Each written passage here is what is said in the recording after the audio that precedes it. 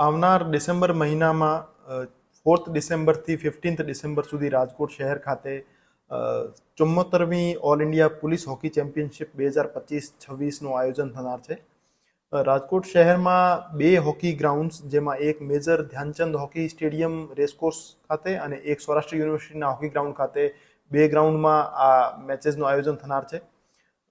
આખા દેશમાંથી અલગ અલગ પોલીસ યુનિટ્સના અને પેરામિલિટરી ફોર્सेसની પુરુષોની લગભગ 25 જેવી ટીમો અને મહિલાઓની લગભગ 10 જેવી ટીમો આમાં આયોજનમાં ભાગ લેશે.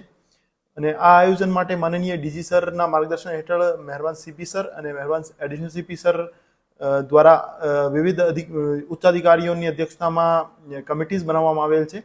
એ કમિટીઝ એકોમોડેશન, ટ્રાન્સપોર્ટેશન અને બીજી અન્ય આધારભૂત જે સુવિધાઓ છે એની તમામ તૈયારીઓનું સુપરવિઝન કરી રહી છે.